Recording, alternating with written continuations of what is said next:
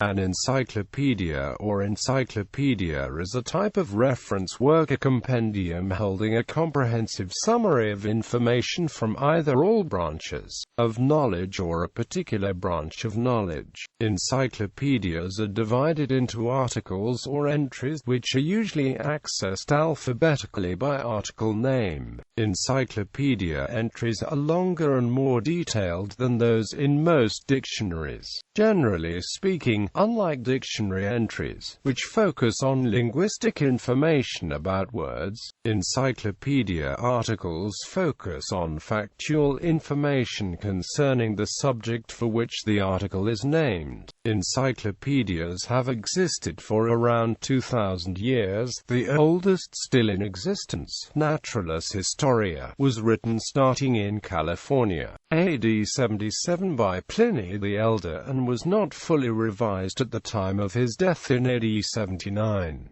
The modern encyclopedia evolved out of dictionaries around the 17th century. Historically, some encyclopedias were contained in one volume, whereas others, such as the Encyclopedia Britannica, the Encyclopedia Italiana, are the world's largest. Encyclopedia Universal Illustrada Europeo Americana became huge multi-volume works. Some modern encyclopedias, such as Wikipedia, are electronic and often freely available. Etymology. The word encyclopedia comes from the Greek gamma kappa upsilon kappa lambda iota omicron sigma pi alpha iota delta epsilon iota alpha, transliterated Encyclopaedia, meaning general education, from enkycleos, meaning circular, recurrent, or required regularly, general, and paedia, meaning education, rearing of a child. It was reduced to a single word due to an error by copyists of Latin manuscripts. Together, the phrase literally translates as complete instruction or complete knowledge. Indeed,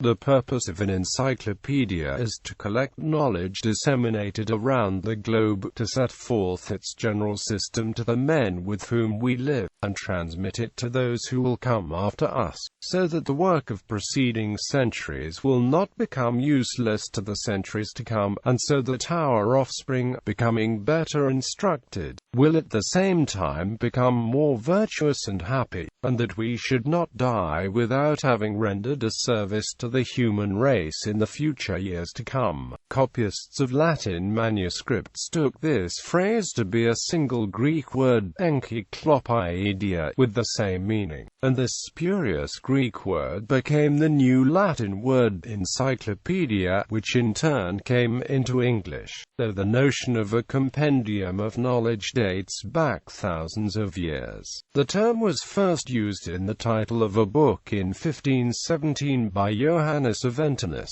Encyclopedia Orbisque Doctrinarum, hoc est omnium artium, scientiarum, ipsius philosophiae index activicio, and in 1538 by Joachimus Fortius Ringelbergius Lucubrations vel potius absolutisima Encyclopedia. The word encyclopedia was first used as a noun in the title of his book by the Croatian encyclopedist Pavos Kalic in his Encyclopedia seu orbis, disciplinarum tam sacrarum quam profanarum epistemon. One of the oldest vernacular uses was by François Rabelais in his Pantagruel in 1532. Several encyclopedias have names that include the suffix pedia, e.g., Banglapedia. In British usage, the spellings encyclopedia and encyclopedia are both current. In American usage, only the former is commonly used. The spelling encyclopedia, with the air ligature, was frequently used in the 19th century and is increasingly rare, although it is retained in product titles such as Encyclopedia Britannica and others. The Oxford English Dictionary records encyclopedia and encyclopedia as equal alternatives. and notes the A would be obsolete except that it is preserved in works that have Latin titles. Webster's Third New International Dictionary features encyclopedia as the main head word and encyclopedia as a minor variant. In addition, cyclopedia and cyclopedia are now rarely used shortened forms of the word originating in the 17th century. Characteristics.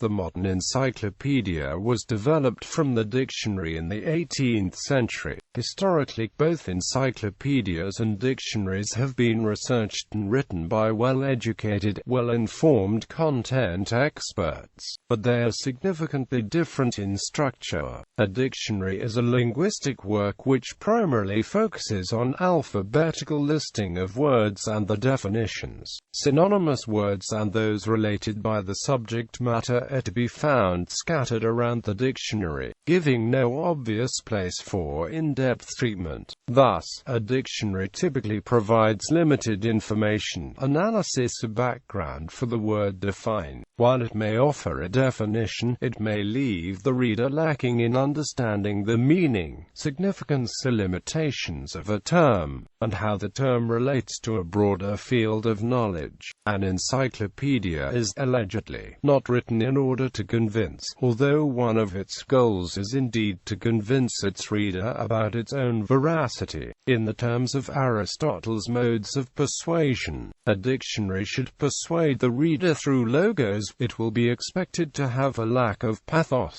and to have little ethos except that of the dictionary itself. To address those needs, an encyclopedia article is typically not limited to simple definitions, and is not limited to defining an individual word, but provides a more extensive meaning for a subject or discipline. In addition to defining and listing synonymous terms for the topic, the article is able to treat the topic's more extensive meaning in more depth and convey the most relevant accumulated knowledge on that subject. An encyclopedia article also often includes many maps and illustrations, as well as bibliography and statistics. Four major elements define an encyclopedia: its subject matter, its scope, its method of organization, and its method of production. Encyclopedias can be general, containing articles on topics in every field. General encyclopedias often contain guides on how to do a variety of things,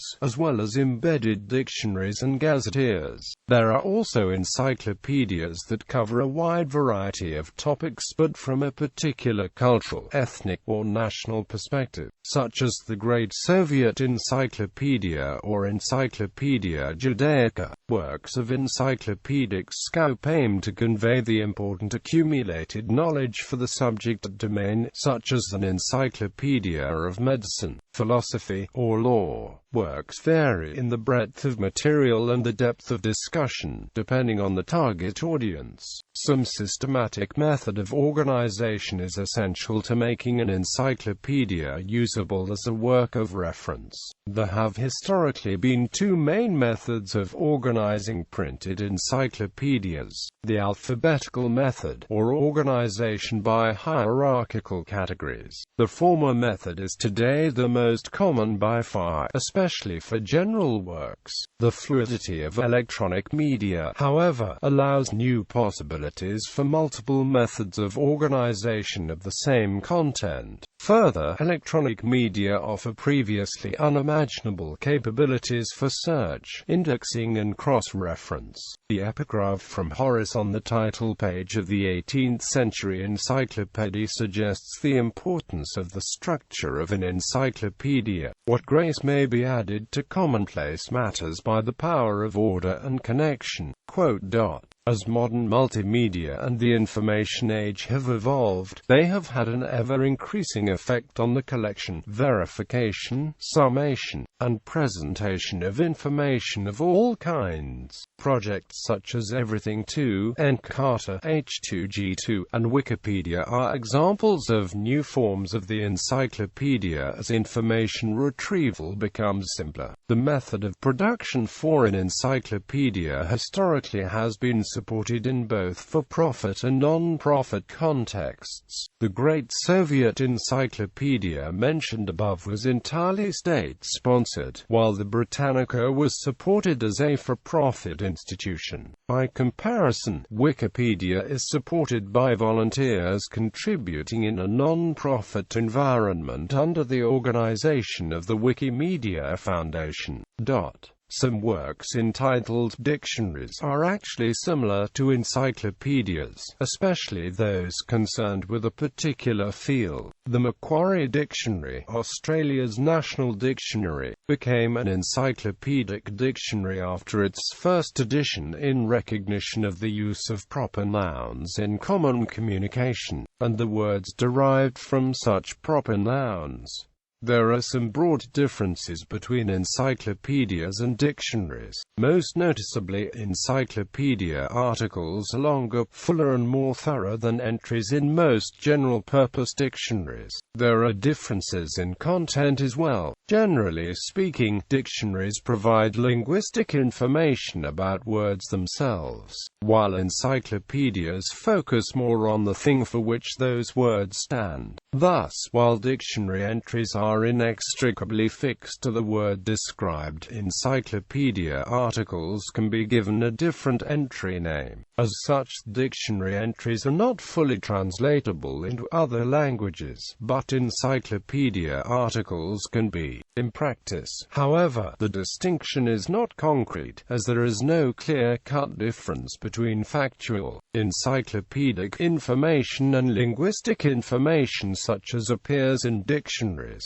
Thus, encyclopedias may contain material that is also found in dictionaries, and vice versa. In particular, dictionary entries often contain factual information about the thing named by the word. History. Encyclopedias have progressed from the beginning of history in written form, through medieval and modern times in print, and most recently, displayed on computer and distributed via computer networks. Ancient times. One of the earliest encyclopedic works to have survived to modern times is the Naturalis Historia of Pliny the Elder, a Roman statesman living in the 1st century AD. He compiled a work of 37 chapters covering natural history, architecture, medicine, geography, geology, and all aspects of the world around him. He stated in the preface that he had compiled 20,000 facts from 2,000 works by over 200 authors, and added many others from his own experience. The work was published around AD 77 to 79, although he probably never finished proofing the work before his death in the eruption of Vesuvius in AD 79. Middle Ages. Isidore of Seville, one of the greatest scholars of the early Middle Ages, is widely recognized for writing the first encyclopedia of the Middle Ages, the Etymologiae or Origines, in which he compiled a sizable portion of the learning available at his time, both ancient and contemporary. The work has 448 chapters in 20 volumes, and is valuable because of the quotes and fragments of texts by other authors that would have been lost had he not collected them. The most popular encyclopedia of the Carolingian age was the De Universo ad Rerum Naturalis by Rabanus Maurus, written about 830. It was based on Etymologiae. The Encyclopedia of Suda, a mass of 10th century Byzantine encyclopedia, had 30,000 entries, many drawing from ancient sources that have since been lost, and often derived from medieval Christian compilers. The text was arranged alphabetically with some slight deviations from common vowel order and place in the Greek alphabet. The early Muslim compilations of knowledge in the Middle Ages included many comprehensive works. Around year 960, the Brethren of Purity of Basra were engaged in their Encyclopedia of the Brethren of Purity. Notable works include Abu Bakr al-Razi's Encyclopedia of Science, the Mutazilite al-Kindi's prolific output of 270 books, and Ibn Sina's Medical Encyclopedia, which was a standard reference work for centuries.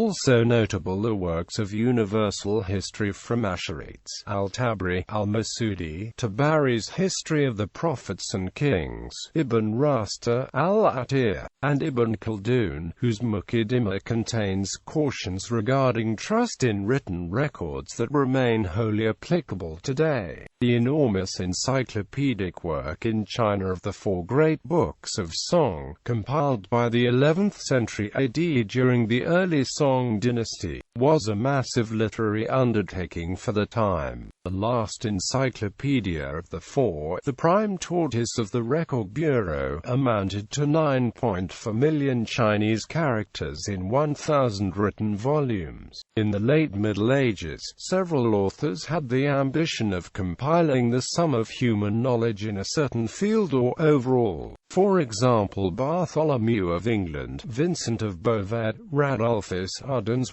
Sidrac, Brunetto Latini, Giovanni da Sanguimignano, Pierre Berchaux. Some were women, like Hildegard of Bingen and Herod of Landsberg. The most successful of those publications were the Speculalimaeus of Vincent of Beauvais and the De Proprietatibus Rerum by Bartholomew of England. The latter was translated into French, Provençal, Italian, English, Flemish, Anglo-Norman, Spanish, and German during the Middle Ages. Both were written in the middle of the 13th century. No medieval encyclopedia bore the title encyclopedia. They were often called on nature, mirror, treasure. Renaissance. These works were all hand-copied and thus rarely available beyond wealthy patrons or monastic men of learning. They were expensive, and usually written for those extending knowledge rather than those using it. During the Renaissance, the creation of printing allowed a wider diffusion of encyclopedias, and every scholar could have his or her own copy. The De Expertendis et Fugendis Rebus by Giorgio Valla was posthumously printed in 1501 by Aldo Manuzio in Venice. This work followed the traditional scheme of liberal arts. However, Valla added the translation of ancient Greek works on mathematics, newly discovered and translated. The Margarita Philosophica by Gregoriich, printed in 1503, was a complete encyclopedia explaining the 7 liberal arts. The term encyclopedia was coined by 16th-century humanists who misread copies of the texts of Pliny and Quintilian, and combined the two Greek words encyclopaedia into one word, epsilon gamma kappa epsilon kappa lambda omicron pi alpha iota delta epsilon iota alpha. The phrase encyclopaedia was used by Plutarch, and the Latin word encyclopedia came from him. The first work titled in this way was the Encyclopedia Orbisque Doctrinarum, hoc est omnium artium scientium, ipsius philosophiae index ac divisio, written by Johannes Aventinus in 1517. The English physician and philosopher, Sir Thomas Browne, used the word encyclopedia in 1646 in the preface to the Reader to define his Pseudodoxia Epidemica, a major work of the 17th century scientific revolution. Browne structured his encyclopedia upon the time-honored schemata of the Renaissance, the so-called scale of creation, which ascends through the mineral, vegetable, animal, human, planetary, and cosmological worlds. Pseudodoxia Epidemica was a European bestseller, translated into French, Dutch, and German as well as Latin. It went through no fewer than 5 editions, each revised and augmented, the last edition appearing in 1672. 18th, 19th centuries, the beginnings of the modern idea of the general purpose, widely distributed printed encyclopedia precede the 18th century encyclopedists. However, Chambers' Cyclopedia, or Universal Dictionary of Arts and Sciences, and the Encyclopedia of Denis Diderot and Jean Le Rond d'Alembert, as well as Encyclopaedia Britannica and the Conversations Lexicon, were the first to realize the form we would recognize today, with a comprehensive scope of topics, discussed in depth and organized in an accessible, systematic method. Chambers, in 1728, followed the earlier lead of John Harris's Lexicon Technicum of 1704 and later editions. This work was by its title and content a universal, English dictionary of arts and sciences, explaining not only the terms of art, but the arts themselves.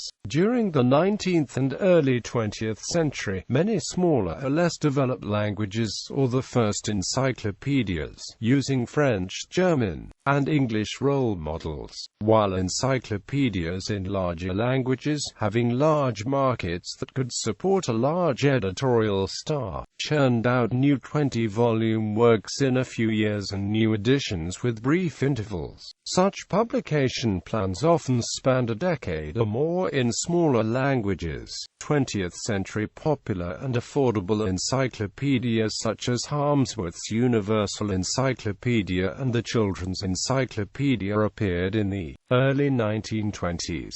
In the United States, the 1950s and 1960s saw the introduction of several large popular encyclopedias, often sold on installment plans. The best known of these were World Book and Funk and Wagnalls. The second half of the 20th century also saw the proliferation of specialized encyclopedias that compiled topics in specific fields. This trend has continued. Encyclopedias of at least one volume in size now exist for most if not all academic disciplines, including such narrow topics such as bioethics. By the late 20th century, encyclopedias were being published on CD-ROMs for use with personal computers. Microsoft's Encarta, launched in 1993, was a landmark example as it had no printed equivalent. Articles were supplemented with both video and audio files as well as numerous high-quality images. After 16 years, Microsoft discontinued the Encarta line of products in 2009. 21st century. In 2001, Jimmy Wales and Larry Sanger launched Wikipedia, a collaboratively edited, multilingual, open-source, free Internet encyclopedia supported by the non-profit Wikimedia Foundation. As of the 25th of August 2016, there are 5,223,452 articles in the English Wikipedia. There are 287 different editions of Wikipedia. As of February 2014, it had 18 billion page views and nearly 500 million unique visitors each month. Wikipedia has more than 25 million accounts, out of which there were over 118,000 active editors globally. As of August 2015, Wikipedia's accuracy was found by a Nature study to be close to that of Encyclopaedia Britannica, with Wikipedia being much larger. However, critics argue Wikipedia exhibits systemic bias, and its group dynamics hinder its goals. Many academics, historians, teachers, and journalists reject Wikipedia as a reliable source of information, primarily for being a mixture of truths, half-truths, and some falsehoods, and that as a resource about many controversial topics, is notoriously subject to manipulation and spin. While Wikipedia is by far the largest web-based encyclopedia, it is not the only one in existence. There are several much smaller, usually more specialized, encyclopedias on various themes, sometimes dedicated to a specific geographic region or time period.